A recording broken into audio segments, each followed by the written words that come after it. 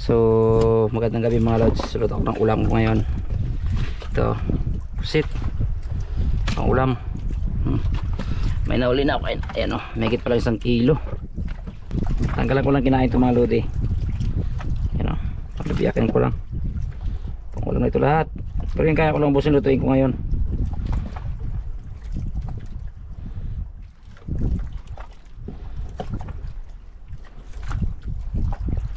Dahil sulo natin sa laot, pagluto tayo ng kaya lang abusin.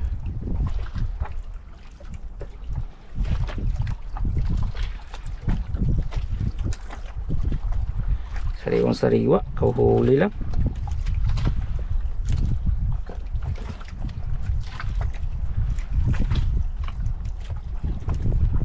Wow naman. Walang kinain. Bago pa lang kasi.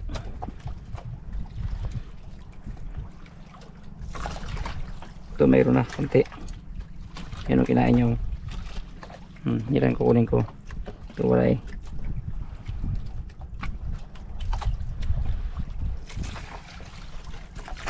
Ito mayroon din. Kinain siya. Ito mayroon din. Makinain. Ang iba kasi mga lods wala pang kinain. Mayroon din.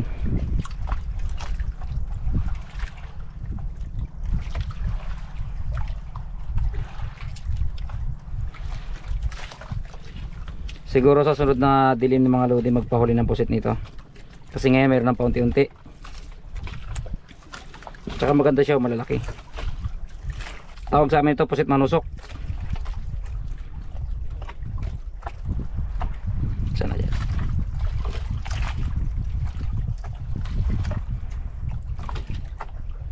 You know.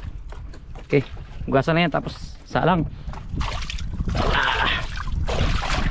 Ito yung hugasan sa sikpaw, sa bagong tikpaw. Kaunam man. Sarap naman ang ulam. May ako na isalang pala mga lods. Papakulo ako muna pala to para magtalab yung asim. May ako na isalang. Linisan ko lang muna. Ito ng mga lodi oh. Wow, nagugusok-usok pa. Ito yung mga lods. Hindi siya nag-itim mga lodi, gawa ng ano, pinakulo ko muna yung sabaw bago ko nilagay yung pusit. Yan yung ata niya naluto. Yan o. Higop natin na mayroon na sabaw. Yan mga lods. Higop natin na mayroon na sabaw.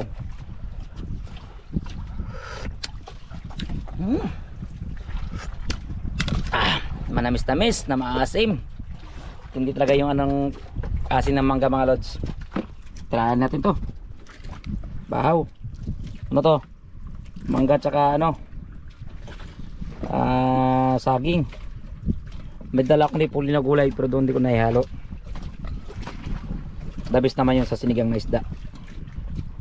Di bali baka maya pang umaga luto tayo sinigang na isda. Ngayon papak muna ng pusit dahil nakakamiss kumain ng pusit mga lods. Medyo matagal na hindi nagdaraw ang pusit.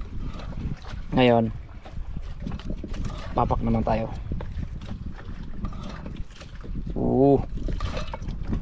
May nagalaw akong ano, nangitim na yung sabaw. Ang kalat. Uy, ang kutsara. Dito sa laot, hindi naman kayo mahilig magkutsara. Talagang kinamay lang. Papakin na natin to. Ang ulo ng pusit, mainit-init. Pipa muna.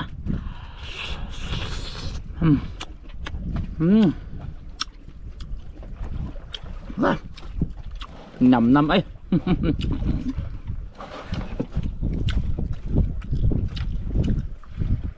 Papak tayo ng pusit.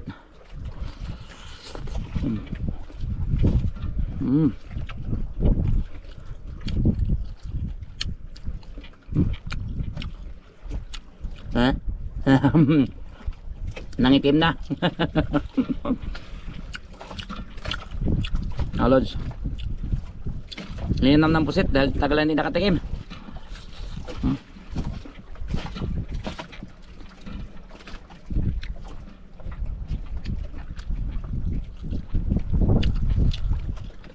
Tsaka the best to siya mga lods kapag ano lang, sakto lang luto niya.